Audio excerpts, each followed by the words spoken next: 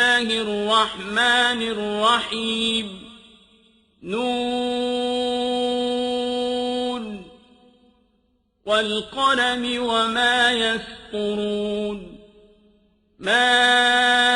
أنت بنعمة ربك بمجنون وإن لك لأجرا غير ممنون وإنك لعلى خلق عظيم فستبصر ويبصرون بأيكم المفتون إن ربك هو أعلم بمن ضل عن سبيله وهو أعلم بالمهتدين فلا تطع المكذبين ودوا لو تدهن فيدهنون ولا تطع كل حلاف مهين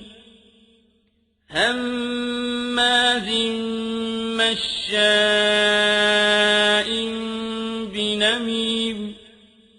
مناع للخير معتد أثيم عتل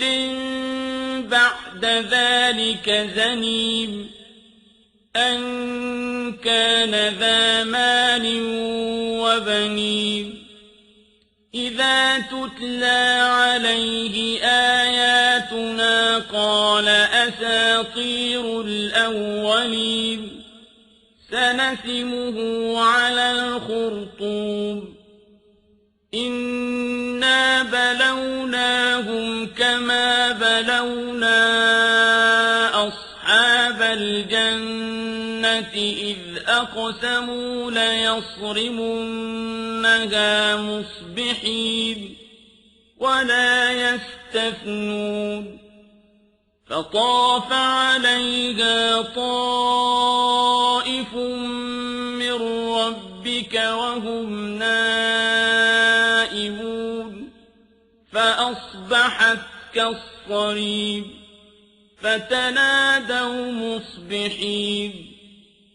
أن اغدوا على حرثكم إن كنتم صارمين فانطلقوا وهم يتخافتون ألا يدخلنها اليوم عليكم مسكين وغدوا على حرد قادرين فلما رأوها قالوا إنا لضالون بل نحن محرومون قال أوسطهم ألم أقل لكم لولا تسبحون قالوا سبحان ربنا إنا كنا ظالمين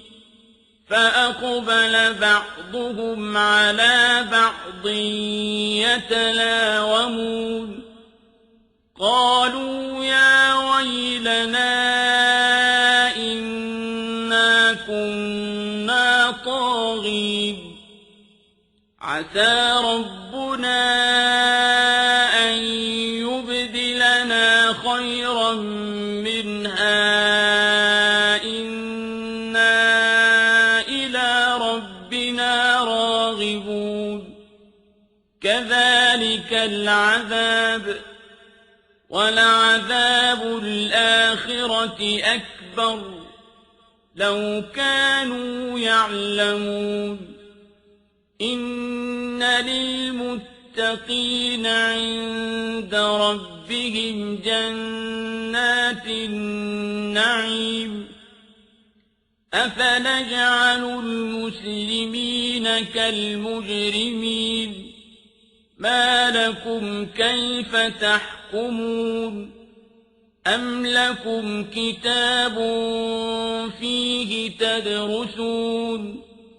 إن لكم فيه لما تخيرون أم لكم أيمان علينا بالغة إلى يوم القيامة إن لكم لما تحكمون سلهم أيهم بذلك زعيم أم لهم شركاء فليأتوا بشركائهم إن كانوا صادقين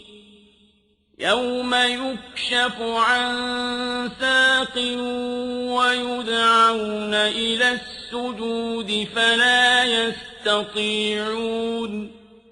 خاشعة أبصارهم ترهقهم ذلة وقد كانوا يدعون إلى السجود وهم سالمون فذرني ومن يكذب بهذا الحديث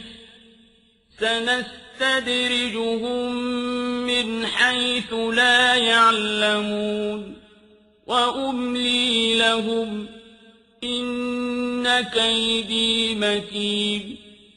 أم تسألهم أجرا فهم من مغرم مثقلون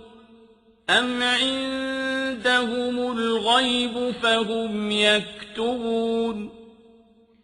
فاصبر لحكم ربك ولا تكن كصاحب الحوت إذ نادى وهو مكظوم لولا أن